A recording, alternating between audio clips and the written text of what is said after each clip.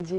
اور تیسری شادی میں بھی کبھی کبھی میں نے قطعاً کہیں بھی کسی کو بھی ڈینائی نہیں کیا. تو کس طرح ہوئی تھرڈ شادی؟ تھرڈ وائف جو تھی ملاقات کیسے ہوئی؟ یہ انٹریکشن؟ تو 2017 سے ہم تھے اور بہت عرصہ ہم ساتھ گزارتے تھے. دوستوں کا ایک سرکل تھا.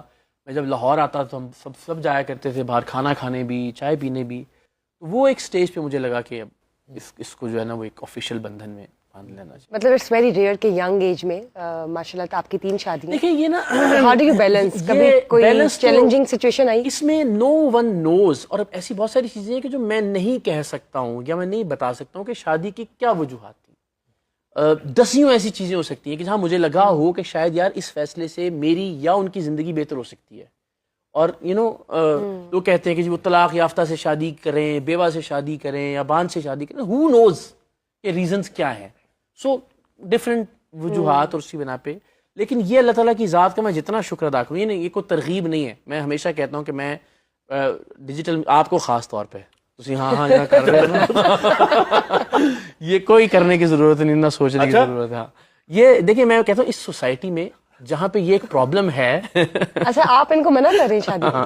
لیکن یہ کیا بات؟ میں سب کو منع کر رہا ہوں, میں اس کی وجوہات بتا رہا ہوں. دیکھیے لیکن آپ کی تو ماشاءاللہ 3 ہوئی. جی میں یہ کہہ رہا ہوں, we never know کہ you get to the 4th one as well. نہیں مطلب اللہ نہ کرے یہ بھی میں نے کوئی پلان کر کے کہ جی میں نے شادیاں کرنی ہیں 3, ایسے نہیں کی. میں نے بتایا نا کہ ہر شادی کے پیچھے یا ہر ریلیشن کے پیچھے اگر ہو بھی جائیں تو ڈزنٹ میٹر. ہاں ظاہر ہے اس میں نہ کوئی غیر شرعی بات ہے. آپ مشورہ دیں گے کہ چوتھی اور 5ویں if you can میں تو دوسری کا مشورہ stable enough. میں دوسری کا مشورہ بھی نہیں دیتا.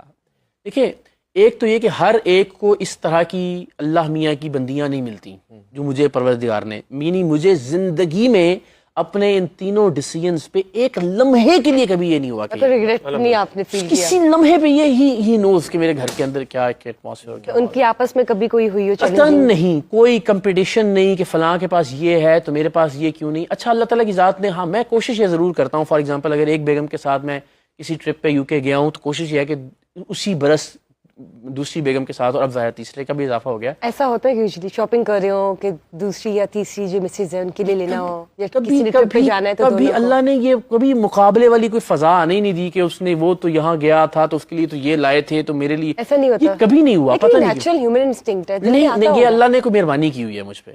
تو میں اس لیے کہتا ہوں کہ مہربانی ہر ایک پہ نہیں ہو سکتی, لہٰذا ضروری نہیں ہے. اور پھر اس سوسائٹی میں کہ جہاں یہ ایک مشکل کام ہے, پھر فائنینشلی بھی ایک بہت آسانی. میں اپنے خرچ کا حساب نہیں بتا سکتا. مجھے نہیں پتا کہ میرا ایک مہینے کا خرچہ کتنا ہے. ٹیکس کتنا دیتے ہیں آپ؟ میں نے 3 سال پہلے ویڈیو بنائی تھی, کوئی تقریباً اس زمانے میں 2.25 کروڑ روپے اینول ٹیکس تھا میرا, جو کہ صرف انکم ٹیکس تھا, باقی ٹیکسز اس کے علاوہ ہے. آپ کی جو